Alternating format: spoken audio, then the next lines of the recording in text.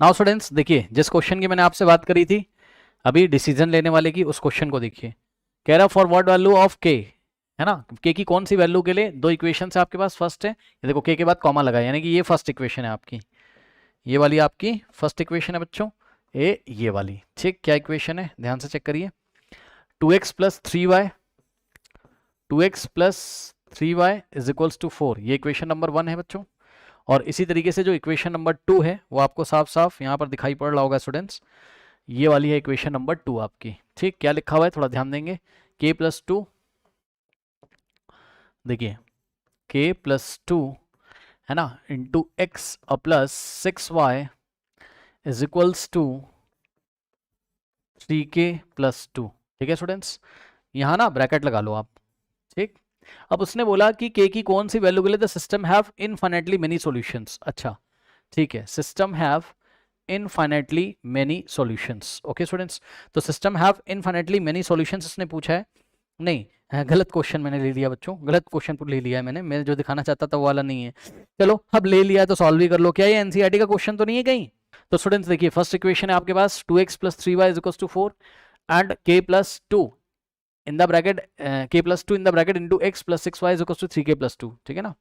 अब ध्यान से चेक करो बच्चों, आप मुझे बताइए जरा, यहां पर इसको कंपेयर करोगे आप a1x प्लस b1y, है ना, और ऑब्वियसली इसको जब लेफ्ट में लेके आओगे 4 को तो -4 हो जाएगा, है ना। 4 को लेफ्ट में लाओगे तो -4 इज इक्वल्स टू क्या हो जाएगा, 0। So a1x plus b1y plus c1 is equals to 0। और यहां से जब इस पूरे ब्रैकेट को लेफ्ट में लेके आओगे तो क्या हो जाएगा, समझो इस ब्रैकेट के आगे भी प्लस है, पूरा लेफ्ट में लेके आओगे तो माइनस, यानी k+2 in the bracket x plus 6y, और माइनस का ब्रैकेट के अंदर का साइन मत चेंज कर देना, 3k+2 इज इक्वल्स टू 0। इसको आप कंपेयर करोगे, इक्वेशन नंबर 2 है ना, इसको आप कंपेयर करोगे a2x और प्लस b2y और plus c2 is equals to 0। ठीक, नाउ ध्यान दें बच्चों, यहां से क्या हो जाएगा, a1/a2, इन्फिनिटली मेनी सॉल्यूशन का क्या केस होता है, a1/a2 is equals to b1/b2 is equals to c1/c2। a1/a2, a1 कितना है, 2 है, चेक कर लो x का कोफिशिएंट, a1 2 है, अपॉन में a2 कितना बच्चों, k+2। ठीक, k+2 is equals to b1/b2, b1 कितना है 3, और b2 कितना है, b2 कितना बच्चों यहाँ पर 6 है। ठीक, इज इक्वल्स टू c1/c2। ठीक, c1/c2 कितना बच्चों, यहाँ c1 कितना है, c1 है -4, तो -4 अपॉन में c2 कितना है, c2 है minus of in the bracket, minus of in the bracket 3k+2। और मैंने आपको बताया था कि अगर दोनों राइट हैंड साइड हैं, मतलब दोनों कांस्टेंट राइट हैंड साइड हैं, इक्वल के राइट हैंड साइड, 4 भी राइट हैंड साइड है और 3k, के कांस्टेंट है तो 3k+2 भी कांस्टेंट होगा, ये भी राइट हैंड साइड है, तो आप डायरेक्टली भी लिख सकते थे c1/c2, आप डायरेक्टली 4/3k+2 भी लिख सकते थे, 4/3k+2 भी, क्यों, क्योंकि ये माइनस माइनस कट जाता। ठीक, तो इसको मैं हटा देता हूं यहां से। चलो अब ध्यान दो बच्चों, यहां से अगर आप चाहें तो आप इसको कट कर सकते हैं, 3 1 जा और 3 2 जा, थोड़ा और आसान हो जाएगा। तो यहां से हो जाएगा 2/k+2, इसको ब्रैकेट में रखो, is equals to 1/2 is equals to 4/3k+2। याद है जब मैंने क्लास में पढ़ाया था तो बच्चों मैंने आपको डिसीजन लेना सिखाया था, मैंने क्या बोला था याद करिए, मैंने बोला था पहले इन दोनों को एक साथ सॉल्व करेंगे, ठीक, और उसके बाद इन दोनों को इक्वेट करके एक साथ सॉल्व करेंगे। सबसे पहले इन दोनों को देखिए, यानी कि 2/k+2। सो सबसे पहले हमने सॉल्व किया केस 1, किसको हमने लिया, बीच वाले को कॉमन करते हैं ना, इसके साथ भी के की दो वैल्यूज दो बार वैल्यूज निकालेंगे, एक बार ये वाले सिस्टम से, यानी कि 2/k+2 is equals to 2/k+2 is equals to 1/2 करोगे पहले। अब यहां ब्रैकेट और क्रॉस मल्टीप्लीकेशन, याद है k+2 इंटू 1 तो k+2 ही आ जाएगा, इज इक्वल्स टू 2 2 जा 4, सही है, 2 जाएगा उधर, सो k इज इक्वल्स टू 4 - 2, यानी k इज इक्वल्स टू कितना आ गया, 2 आ गया। ठीक, और केस नंबर 2 बच्चों, केस नंबर 2 में हम क्या करेंगे, याद करिए, मैंने बताया था इन दोनों को इक्वेट कर लो, यानी कि 1/2 is equals to, so 1/2 is equals to क्या आपके पास 4/3k+2। सही है बच्चों, क्रॉस मल्टीप्लीकेशन करिए, आता है करना।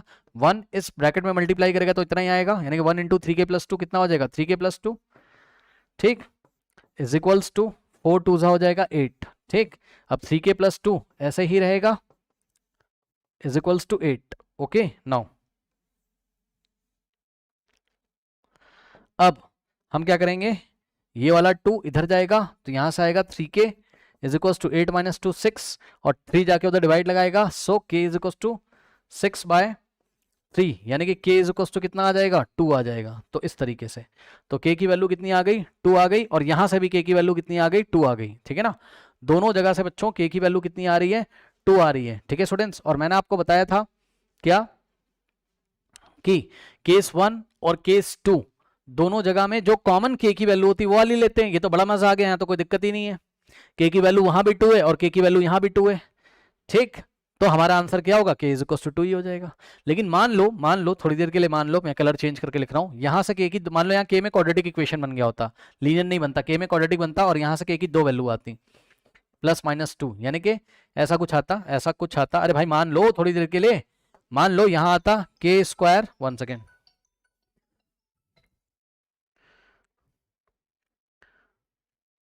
मान लीजिए स्टूडेंट्स ऐसा आता, देखिए ऐसा आता k² इज इक्वल्स टू, बच्चों मान लो 4 होता, ठीक। तो this implies k is equals to क्या हो जाएगा, यहाँ से 4 का स्क्वायर रूट लेते तो प्लस माइनस लगाते तो k की वैल्यू 2 आती ना, एक +2 -2, सही है ना। क्या आ जाता k इज इक्वल्स टू +-2, यानी कि k +2 भी पॉसिबल है, सही है ना, k आपका +2 भी पॉसिबल है एंड k -2 भी पॉसिबल है, दो वैल्यू। तो लेते कौन सी, तो जवाब है केस 2 भी सॉल्व करते, इसको लेके वहां से k इज इक्वल टू 2 आता है, दोनों में जो कॉमन वैल्यू होती है वो ले लेते, समझे ना।